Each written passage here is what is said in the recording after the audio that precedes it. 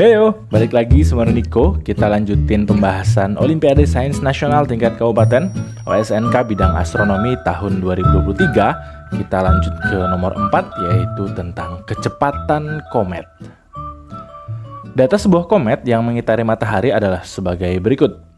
Periodenya 8,43 tahun. Jarak terdekat dengan matahari alias perihelion adalah 2,507 satuan astronomi. Eksentrisitas orbitnya 0,395. Dengan menggunakan persamaan berikut, jarak dinyatakan dalam satuan astronomi, waktu dinyatakan dalam tahun, kecepatan dalam SA per tahun. Dikasih rumusnya ya. Di mana R adalah jarak komet ke matahari dan A adalah setengah sumbu panjang orbit. Yang ditanya, maka kecepatan komet di perihelion dan diketahui 1 SA adalah segitu meter berapa. Oke, ada banyak yang perlu dibahas nih. Yang saya tanda ini adalah hal-hal yang perlu kita pahami bersama. Mari aja kita bahas. Bagi kalian yang pengen dapetin konten eksklusif dari Niko, bisa join membership di channel ini ya. Kita bahas aja satu-satu. Yang pertama kita bahas tentang komet. Nah, komet ini bahasa umumnya adalah bintang berekor ya. Jadi kalau di amati begitu, dia kayak apa ya? Kayak punya ekor gitu di belakang gitu. Kayak bintang tapi punya ekor gitu ya. Apa sih dalamnya sebetulnya? Komet itu sebetulnya adalah batuan juga. Dalamnya bisa macam-macam, bisa diamond, graphite, silikon dan lain-lain. Tapi bagian luarnya itu secara umum adalah gas atau cairan yang membeku. Terus macam-macam ukuran komet itu, mulai dari yang kecil sampai yang cukup besar.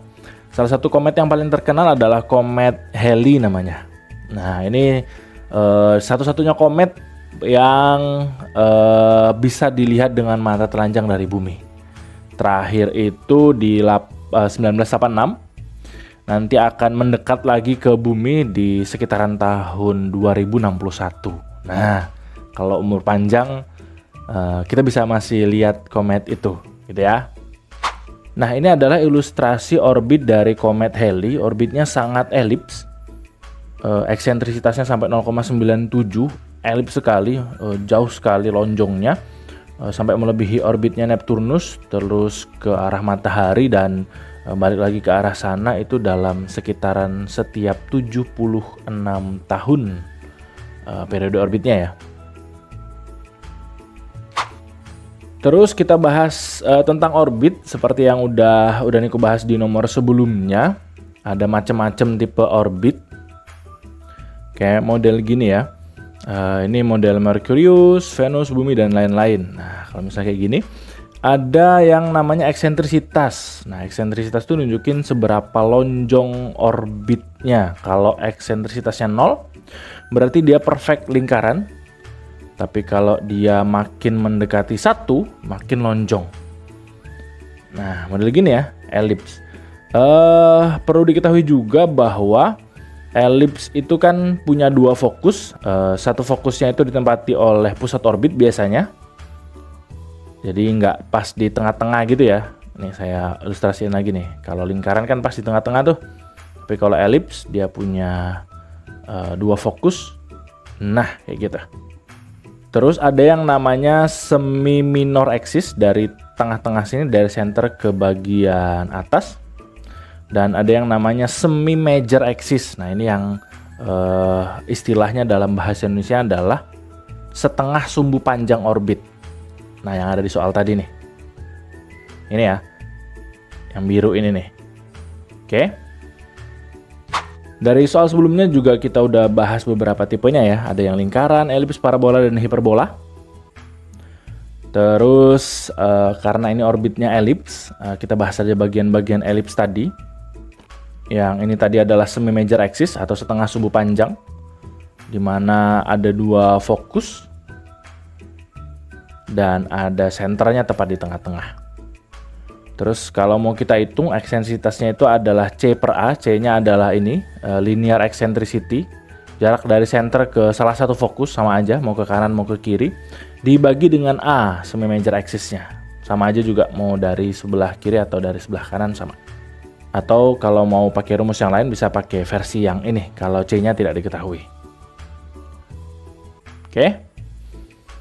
Terus karena dia elips, maka ada saatnya suatu objek itu berada lebih dekat ke pusat yang dikitarinya ya.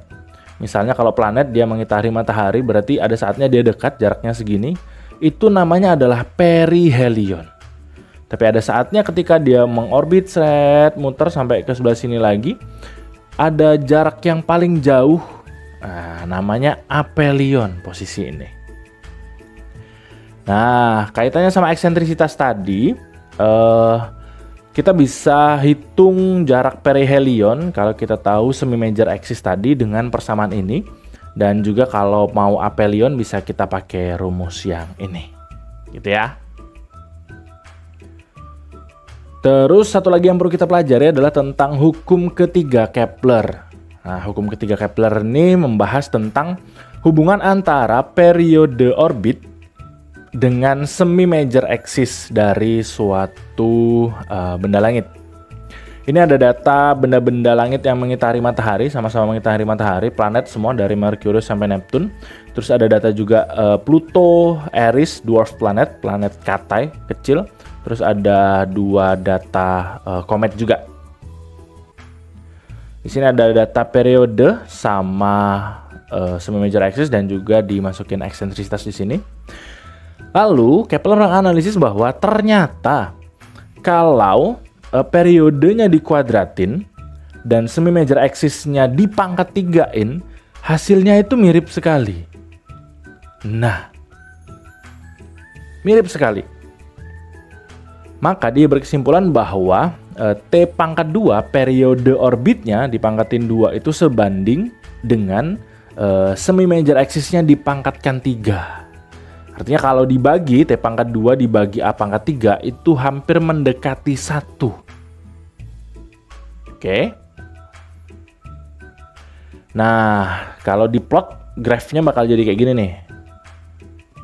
Ini adalah sumbu X-nya adalah periode tapi square pangkat 2, T pangkat 2. Yang di sini adalah semi-major axis tapi pangkat 3. Ini A pangkat 3 di sini. Membentuk garis hampir perfect lurus kayak gitu. Nah, persamaan ini yang nanti akan bisa kita pakai. Terus kita kembali lagi ke soal. Nah, yang ditanyakan kan kecepatannya ya. Di sini udah dikasih tahu sih rumusnya.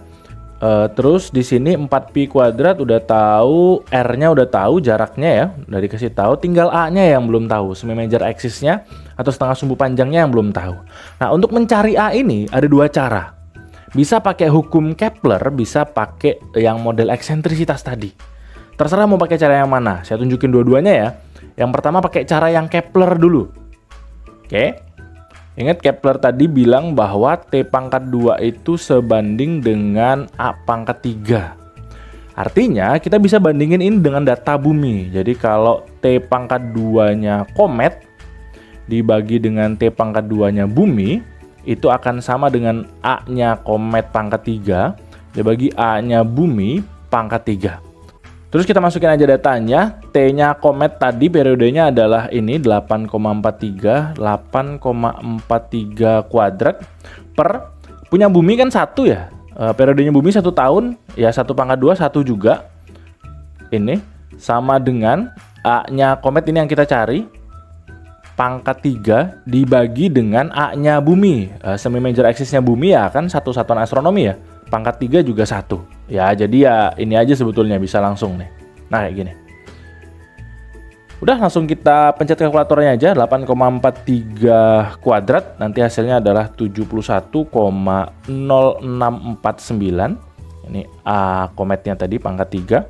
Terus kita akar pangkat 3-in aja. Nanti dapatnya adalah 4,1428. Nanti hasilnya adalah satuan astronomi. Ini adalah A-nya komet. Nah, ini. Terus udah dapet A-nya, tinggal cemplungin ke persamaan yang dikasih tahu di soal. Berarti tinggal V kuadrat sama dengan 4pi kuadrat 2 per R dikurang 1 per A. Cemplungin aja angkanya.